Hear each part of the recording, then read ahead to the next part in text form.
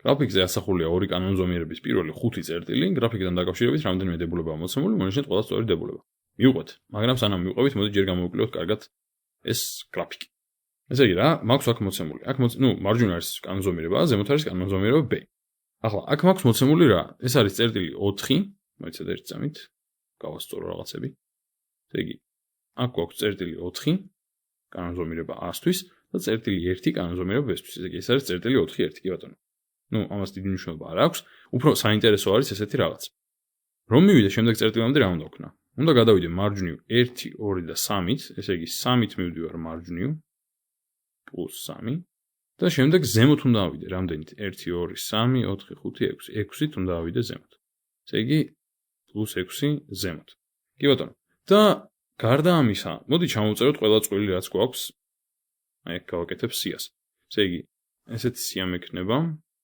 აქ არის A, აქ არის B და წვილები გავაკეთოთ. ესე გავაკეთებ.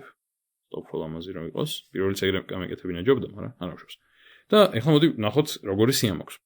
ესე იგი, A როცა არის 4, მოდი თავწერ წვანეთ. A როცა არის 4, B არის 1. შემდეგ A როცა არის ეს რამდენი? 7, აქ 7-იანი მაქვს. A როცა არის 7, B არის ასევე 7. კი ბატონო, ესე იგი, A როცა 7, B არის 7. შემდეგ A როცა არის 10, B არის 13. 13. შემდეგ A როცა არის 13, აი აქ, A როცა არის 13, B არის 19. A როცა 13, B არის 19 და ბოლო A როცა არის 16, B არის 25. A როცა არის 16, B არის 25. კი ბატონო. ახლა მოდი მივყვეთ და შევამოწმოთ ეს კანონზომიერებები. ესე იგი, პირველი ამბობს ესეთ რამეს. თუ A კანონზომიერების ნებისმიერ წევრს გავამრავლებთ 2-ზე და გამოვაკლებთ 7-ს, მივიღებთ B კანონზომიერების შესაბამის წევრს. მოდი ნახოთ. ესე იგი, დავიწყოთ თითოეული შევამოწმოთ, ხო? ესე იგი, A კანონზომიერების ნებისმიერ წევრს დავიწყოთ პირველით, გავამრავლებ 2-ზე. ესე იგი, მოდი აი აქ ჩამოვწერ მაგას. ან აქეთ უკეთესია. ესე იგი, 4-ს გავამრავლებ ახლა მე 2-ზე. გამოვაკლებთ 2-ზე, შემდეგ გამოვაკლებ 7-ს და უნდა მივიღო შესაბამისი B კანონზომიერების წევრი. 4 ჯერ 2-7 არის 8-7, ანუ 1, მართლაც მივიღე 1.